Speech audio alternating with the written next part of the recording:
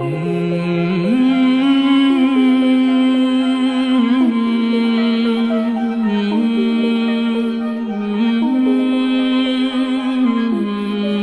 الله الرحمن الرحیم. محترم لیدونکو، زه ستاسو د دې خپرونې کوربه عبید الله خلیل او ما سره زما په سټوډیو کې نن دوه ښاغلي میلمانه چې نجیب الله نیازي صاحب او ښاغلی کریس جان چې دوی په تازه د افغانستان د سفر نه انګلستان ته راغلي دي. نجیب الله نیازي چې په امریکا کې د مالی فساد د څېړندوی په توګه دنده اجرا کوي او ښاغلی کریس جان چې په امریکا کې فریلانس جورنالست دی او تازه دواړه د افغانستان د سفر نه انګلستان ته راغلي دي. زه دواړو ته ښه راغلاست وایم. د نه مخکې چې زه خپل سوالونه د خپل میلمنو نه شروع کړم، غواړم چې یو څه د دوی دغه د اوسنۍ کوم پروژه چې دوی مخکې درلوده یو څه رڼا واچوم.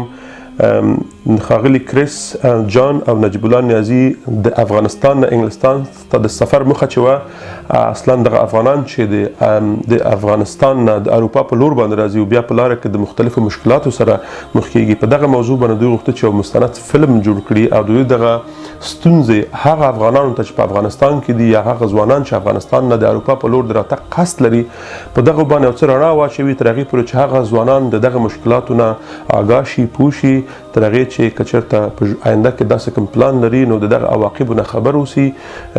دوی په دغه نیت باندې اصلا غوښتل چې یو مستند فلم جوړ کړي. دا چې د دوی د تجربو نه خبر شو، دا چې دوی څه لیدلي دي په لاره کې، دا چې په افغانستان کې څه لیدلي دي، په عین وخت کې مو د دوی د سفر نه مخکې غوښتل چې د مخدره موادو پورې مربوط یا هغه افغانان چې په اروپا کې په مخدره توکو باندې اخته دي یا هغه افغانان چې په کابل کې په مخدره توکو باندې اخته دي، نو د هغه باره کې هم یو څه معلومات راټول کړي بیا زموږ سره شریک کړي. زه د پروګرام په دې برخه کې لومړی د خپل میلمه د ښاغلي کریس جان څخه د افغانستان په هکله باندې یو څه پوښتم. چون دوی په پښتو باندې نه پوهېږي نو زه مجبور چې دغه بعض سوالونه په انګلیسي باندې وکړم، نو هیله ده چې دوستان هغه مطلب ځان سره واخلي. Chris, welcome to the show. Thank you. Tell me, how was your trip to Afghanistan? This one, it was very rewarding, I think, as a journalist. Working in Afghanistan is a very it is difficult at times. It is a very different country from where I'm from. I'm from the United States, but the people there are nothing short of the kindest I've ever met. Everyone is very willing to do what they can to help me out, and I feel very lucky to have the opportunity to help tell stories from Afghanistan in the United States. Good, nice to hear that. And was this your first time to Afghanistan? No, this is my second time there as a journalist. Okay, actually, yeah. If you could tell me, when was your first time to Afghanistan? Was it close or a couple of years ago? So the first time I was there was in 2010, but my first time to Kabul was 2015. And then again this year in 2016. Right. I think I may ask at the middle of the program, because I would like to know the difference between 2010 and 2017, because almost 7 years in the middle. Right. Because I think you have seen Afghanistan 7 years before, and you have seen Afghanistan now. I would like to know about how it looks like, security-wise, infrastructure-wise, and what positive have you seen and what negativity have you seen in Afghanistan. I'll come back to you on this one. نیازي صاحب که په لومړي قدم کې راته دا ووایي چې بعد د څو کالو د امریکې نه تاسو د امریکا نه افغانستان ته سفر وکړ او سفر مو څنګه و؟ بسم الله الرحمن الرحیم. اول خو تاسو ټولو لیدونکو ته سلام. دوم زه بعد 12 کالو کې چې لاړم وطن ته. بعد 12 کالو؟ 12 کال. زه ما چې په حساب لیسه خلاصه کړه، لیسې نه بعد لاړم خپل عالي تحصیلاتو ته چې لیسانس په امریکا کې واخلم. هغې نه بعد ماستري شوه، نو چې تر هغو دا ختمېدل 12 کاله پکې تېر شو. 12 کاله بعد لاړم. 12 کاله ډېر زیات عمر دی. په هغه افغانستان چې تاسو د نن 12 کاله مخکې پرېښی وو او هغه افغانستان چې د 12 کاله وروسته ورغلی، څه توپیر درلود؟ د مثال په توګه حالات سره کوم، مثلا 12 کاله مخکې د افغانستان حالات د کوم ولایت نه چې تاسو یا تاسو په کلي توګه د ټول افغانستان حالات لیدلي وو، څېړلي مو، څارلي مو، د اوسني حالات سره څومره تفاوت کوم؟ حالات ښه شوي دي که حالات خراب شوي دي؟ خو دې کې څو برخې دي. په د ساختماني لحاظ افغانستان هغه افغانستان نه دی چې زه پکې وم، یعنې ډېر رسېدلی دی، ډېر یو مډرنه سطح ته راغلی دی.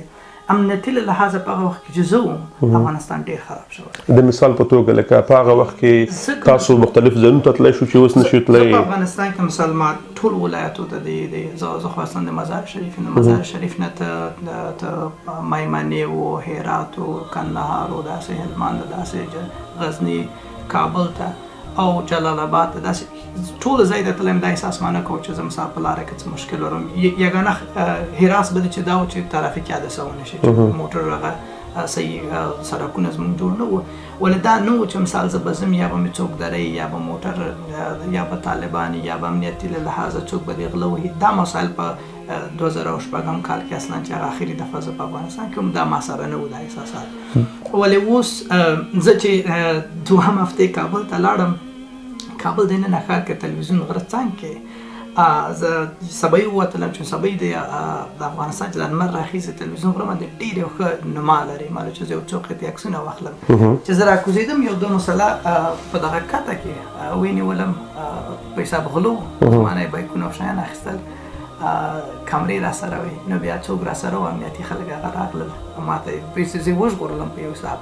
یعنې دا ما احساس نه کوم چې زه د ننه د کابل ښار په زړه کې دا احساس وکړم چې زه باید تشویش وکړم. هغه د خاطر ما سره تشویش هم نه و چې زه لاړ شم هغه ته د غره سر ته لاړ شم عکسونه واخلم او داسې غرم نه دی چې مثال د ښار نه بیرون دی دا د ښار زړه دی. ستاسو خبره بخښنه غواړم نیسم اصلا خو تاسو ته معلومات شته تاسو چون میډیا تعقیبوي خبرونه ګوري په افغانستان کې نن سبا د بیکارۍ د بیروزګارۍ کچه ډېره زیاته ده او اکثرا دغه جنایي واقعیت چې کېږي نو په دې خاطر چې خلک په یو څو روپۍ لاسته راوړي دغسې مسلې په افغانستان کې د خلکو سره پېښېږي. خدای فضل کړی دی چې تاسو باندې واقع په خیر تېره شوې ده. که تاسو راته په لومړي قدم کې د دې خپل دغه کومه پروژه مو چې فعلا مخکې اچولې ده دغه کوم احساس مو چې ځان سره په اصطلاح پیدا کړی دی یا دغه پروژه باندې کار کوئ دا ستاسو د کوم فعلي کوم وظیفه دنده چې په امریکا کې لرئ لکه تاسو ما مخکې تاسو برکې ویل چې تاسو اصلا په کومه اداره کې چې کار کوئ تاسو د مالي فساد څېړنې کوئ د امریکا په مختلفو ادارو کې دا ستاسو د وظیفې پورې مربوط دی او که نه دا کوم شخصي سفر و افغانستان ده؟ نه خیر زما فعلي وظیفو پورې دا څه اړه نه لري ولې زه همیشه یو فریلانس جورنالست یم او لیکلي مې کړي دي د امنیتي اوضاع په اساس باندې. دا داسې و چې زما څو دوستان وو چې شخصي ما سره وخت چې زه په افغانستان کې ما په ملل متحد کې کار کوم دا خلکو غوښتل د دوی ژوند په خطر کې و چې د خپل فامیلو سره راوتي وو غوښتل اروپا ته په دې کې بعضې داسې فامیلي نه وو چې ټول غرق شوي وو په سیمه کې نو چا سره دا معلومات نه و چې څنګه غرق شوي وو ولې څه شی پیسې وو بعضې غلو وهلي وو وژلي وو بعضې قاچاقبرانو وهلي وو نو چې هر ملک نه به دې پوښتنه وکړي چې مثال ما ته ارقام راکړئ یا حادثې موږ ته راکړئ چا معلومات نه راکوو. درست. نو دا زما ډېر شخصي دوستان و زړه مې په دې داد کړو هغه داسې مې وکړه چې د خپل د کار نه مې یو 3 میاشتې رخصت واخیسته. کرس چې دی زما انډیوال دی اگر چې دا آخر کال دی په کولمبیا پوهنتون کې ژورنالیزم وایي ماله زه داسې غواړم چې دغه معلومات لاسته کړم زه خو دې کار پسې وځم زه غواړم چې په دې لاره کې داسې یو فلم هم جوړ کړم چې دا لارې خلکو ته وښیو دغه افغانانو چې د افغانستان نه راځي او دغه د افغانستان نه چې دوی راوځي اول څرنګه ولې راوځي چې بیا راوځي په دوی باندې څه تېرېږي چې اروپا ته رارسي چې دغه څوک مثال لکه نورم خلک دوستو قوم خلکو بعضې دي چې مثال د مړي ورته نه دي رسېدلي چې یو کلوژر ورته وي یو هغه عمومي معلومات ورته وي چې د خلکو باندې څه تېرېږي. درست. یعنې تاسو اوس اصلا په یو ډاکومنټري باندې یا مستند فلم باندې کار کوئ یعنې راتلونکي دغه هیله لرو چې موږ دغه مستند فلم لاسته راوړو یا دا په اصطلاح افغانان وګوري چې عقلا دغه ستونزو نه خبر شي. موږ توقع دا ده چې دا اوسي اصلا ډاکومنټري خو د انګلیسي په ژبه باندې چون موږ غواړو چې د اروپایي او د امریکې قانونمندانو ته د قانون په هغه باندې تغییرات راوړه قانون چې دوی فعلا وضع کړی د ماجنون په مقابل کې چې ورته وکړي چې دا غیر انساني رفتار د خلکو سره کېږي او بیا به په پښتو ژبه باندې هغه کېږي دوبله کېږي ترجمه کېږي. ډېره مهمه نقطه ده چون تاسو د افغانستان سفر ته بیرته راځم بیا دې موضوع کې زه په اصطلاح خاص دلچسپي لرم چې یو څه پوښتنې وکړم خو دلته 2 خبرې دي د سفر نه مخکې که ستاسو په یاد وي موږ تاسو په دې باندې خبرې وکړو چې تاسو که افغانستان ته ځئ د کوم شي باندې چې موږ کمپاین کوو تاسو خو معلومه ده چې موږ د مخدره توکو په ضد باندې کمپاین کوو بیا موږ تاسو څه معلومات هم شیر کړي وو غوښتي موږ تاسو کولی شئ چې کابل کې یو د کابل نه څه معلومات موږ ته راټول کړئ نو په دې موضوع زه جان ته راځم د هغې نه 2 پوښتنې لرم بیا تا نه غواړم 2 پوښتنې وکړم بیا ستاسو د اروپا موضوع ته راځم ځکه دا ډېره دلچسپه موضوع ده. John, you went to Afghanistan in 2010. Yep. And you went to Afghanistan 2011 recently again.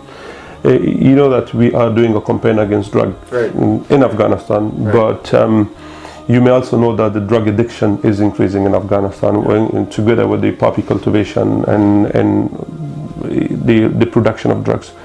You know, have you seen, well, and compared to 2010 and 2017, how Kabul looks like? I mean, do you see lots of drug addicts in Kabul, or you know they're not totally not like visible, or you can't see them at all? Have you seen anything like that? I think just from last year to this year, one thing is that it is not only is it somewhat more visible, but more people are talking about it. Very common, you know. After I would meet somebody, I would sit down, we would have tea, we would have a meal together. They want to talk about, oh, we have this very serious problem with drugs now, and people using drugs in Kabul, and you know the drugs, the amount of drugs that are being produced in Afghanistan is getting bigger, and a lot of frustration from people, especially in Kabul, with how it seems that many more people are doing drugs, and it seems that drugs are becoming more, like you said, more open. For this documentary project, we went and talked to somebody who works with drug users, and there's one area specifically where they're known to congregate, and this person was telling us that she's just seen the amount of people who are in this area has gotten bigger and bigger and bigger, and a very big frustration for them is there's not a lot of they don't see a lot of emphasis on the side of the American USAID and the American organizations that are there to try and really combat the amount of people who are using it, despite how much of a lot of when you hear American politicians or American military, they say like counter drug is the number one priority. That was one thing I definitely noticed has increased, is the people are much more vocal about wanting to get rid of it, but also seeing it much more, and there being a lot more prevalence of seeing people in the street and stuff. And it was I felt, it was very frustrating for a lot of the people I was with, because for them, I was a foreigner, I was their guest, and to see these people on the street was very upsetting for them. And I felt, for me, I've seen Kabul, I enjoy being in Afghanistan. It's very easy sometimes to forget that there is a war there because of how beautiful it is and how kind and gracious the people are. And as a guest, I felt very very bad for these people that they had to deal with this now, and that they felt that it might make me less impressed or enjoy my time in Afghanistan less. Okay, that's great. So that's a great message. Most people, I assume, in America or most people in Europe doesn't know much about Afghans and their kindness and hospitality, and then how kind they are. Because it's most people are following media, and what media shows is in the news is like fight and corruptions and killings and that kind of stuff. I think for me the most interesting thing is like when you speak with majority of the Afghans or the Afghan farmers in Afghanistan, why do you cultivate poppy? I think they give many reasons, but one of the reasons they say is, well, West is sending weapons to Afghanistan. They are killing our people with their weapons. That's why we have to be sending drugs into their country, because it's kind of a revenge thing. Plus in America they say, well, the Americans are sending guns to Afghanistan, then we are sending drugs into their countries. Well, although the farmers are unable to send drugs to America, I know we wouldn't be talking about that, but lots of mafia involved in it. Like what you see in Kabul, because like the figures we have got, there are 3.5 million drug addicts in Afghanistan. But not in Kabul, but in the entire country. But Kabul has got the majority of the drug addicts in Kabul. There's a famous bridge in Kabul. It's called Place Sukhta, where you can see hundreds of drug addicts in Kabul. Tell me, in America, is that true that you have got similar or huge, like in one place, like huge amount of drug addicts? Well, I believe that drugs come to Europe. I believe drugs go to America. I believe people consume drugs in Europe. People consume drugs in America. But do you see them in a huge populations like Kabul, where you find that many people? So it is interesting that in America there is this kind of perception that Afghanistan, there's opium everywhere and everybody is using opium, and Afghanistan has a very big drug problem. But if you do look at the information about the United States, we also have a very big drug problem there as well. There's not, I couldn't take you to a specific bridge, but yeah, especially in urban centers and large cities. It's a similar thing as what happens in Kabul, where you have people who are either fleeing fighting or they're moving to Kabul to try and have a better and safer life there. And they don't have access to medical care, they don't have access to any number of things. And then, you know, through one way or another, drugs becomes their way of either managing their physical pain or their mental pain. And, you know, whatever reason people begin to do drugs, these reasons are, I believe, you know, and from my experience and my research, they're universal. It's the same thing that happens in the United States. And I think, you know, when I was in Kabul, I was doing a story where I was interviewing refugees from Helmand who had come to Kabul to flee the fighting there. Okay. And I asked them, you know, do you grow opium? Do you grow poppy? And they said yes, but you know, we don't want to. This is, you know, the one thing they said, they were very frustrated by the American military there. But they did say that they welcome, you know, when they came and said that we want to get rid of the opium, we want to get rid of the poppy, they said we would love to not be growing opium. Yeah, because but they haven't got an alternative. That's why. Exactly. And I think that is something that, you know, is not, from my experience, from the American perspective, there has not been a focus on, you know, okay, well, there's been many attempts to create alternatives, but at the end of the day, it is these farmers who are, you know, but they're both the ones who are forced to grow it, and they are also the biggest victims of it, because then it is their families that go to Kabul and are you know, unfortunately sometimes using these drugs or become drug addicts, because this cycle is very vicious, and there's nobody who is not affected by it. Well, it's unlikely, because, you know, we said that when there's a drug, there's insecurity, and there's insecurity because there's drugs in Afghanistan, and drugs become a massive problem. I just want to add something So, to again, please. that. تفاوت چې شي دی هغه تفاوت چې مثلا موږ پولیس وخت ته تللی یا مثلا هغه خلک معتادین چې په افغانستان کې دي د نورو خلکو د اروپایي نړۍ د معتادینو په منځ کې تفاوت دا دی چې زمونږ خلک سواد نه لري او د دوی دغه استفاده د نشي مواد له هغه طریقې چې د ډېرې غلطي په اساس نه تنه چې دوی مثال هم هغه د نشو مشکل لري په دې کې ډېر زیات د وینې تبادلې امراض د چوتیري څنګه HIV او TB دا په امریکا کې دا شان چې مثال ډېری ول خلک چې دي مثال عام صحي موضوعاتو ته لاسرسي لري او هم چې مثال د پچکاریان استفاده کوي یو بل نه تیری نه پولیس وخت کې چې ما ولیدل مثال د شپږ نفر به تیری یو پچکاری نه به استفاده کوله چې دا دغه د رقم امراض او هپاتایتس HIV ډېر خطرناک په حساب راځي او هغه جامعه کې لکه افغانستان غونډه چې مثال نور افقي معلومات وجود نه لري اولادو ته وړو ته دین نه کور کې دا څه کې چې دغه ټوله جامعه په هغه کې لړۍ نو تفاوت دا دی چې مثال که هلته دي کنټرول شوي دي بده چې یو خپل انسان د خلک سواد لري او یا پوهه لري یا ورته معلومات ورکول کیږي نو په افغانستان کې دا شی ما ونه لیدل هغه بعضې ادارې دي چې مثال وایي چې موږ د دې شیانو په ضد باندې هغه کوو مبارزه کوو جنګ کوو نو ما داسې شی ونه لیدل خو هغه معتادینو نه چې پوښتنه کوي خلک راځي پوښتنې کوي شخصي منافع د خطرې وارې دوه وارې موږ سره خبرې وکړي بیا ورکړي 2-3 کاله نو دا یو تفاوت چې مثلا ما غوښتل روښاني پرې واچوم چې دا وجود لري او دا ډېر خطرناک دی هغه دی